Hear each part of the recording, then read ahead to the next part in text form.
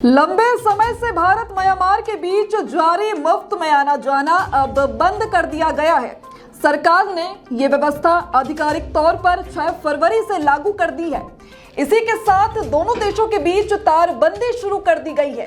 चूंकि दोनों देशों के बीच बड़ी संख्या में ऐसे घर बने हैं जिनके बेडरूम तो भारत में हैं, लेकिन किचन या टॉयलेट म्यांमार की सीमा में है। ऐसे में बड़ा सवाल ये है कि क्या इन घरों में बेडरूम से किचन में जाने के लिए पासपोर्ट दिखाना होगा। इसी के साथ एक और सवाल ये है कि घरों के बीच से कैसे तारबंदी होगी। इन्हीं सवालों के बीच फिलहाल इस प्रोजेक्ट को रोक दिया गया है। जानकारी के मुताबिक म्यांमार सीमा से लगते भारत के 4 राज्य हैं। इन चारों राज्यों से अब तक म्यांमार की सीमा में मुफ्त में आना जाना था और लोग दोनों देशों की सीमा में 16 किलोमीटर तक बेधड़क आते जाते थे। इसके चलते दोनों देशों के बीच बेटी रोटी का रिश्ता खूब होता रहा। अब 6 फरवरी से दोनों देशों के बीच तारबंदी शुरू होने से यहाँ के लोगों की मुश्किलें बढ़ गई हैं। सबसे बड़ी मुश्किल तो बिल्कुल सीमा पर बसे गांव में देखी जा रही है।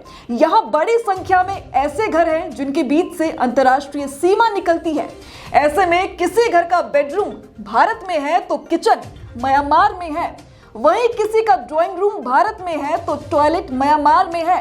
ऐसे में इस काम में यानी कि तारबंदी के काम में जुटे अधिकारी और कर्मचारियों को भी समझ में नहीं आ रहा कि घरों के बीच में कैसे तारबंदी हो।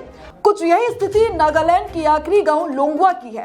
इस गांव के राजा टोनेई फवांग के घर के कुछ कमरे भारत में हैं, तो वहीं किचन, टॉयलेट और ड्राइंग रूम समेत अन्य हिस्सा म्यांमार की सीमा में है। यही स्थिति सीमा पर बसे करीब 500 से अधिक गांव में देखी जा रही है। अधिकारियों के मुताबिक करीब 2000 से अधिक मकान ऐसे हैं जिनके बीच से दोनों देशों की सीमा है। अब खाली जमीन पर तारबंदी हो सकती है, लेकिन मुश्किल ये है कि एक ही घर को 2 देशों के बीच बांटते हुए कैसे तारबंदी की जाए।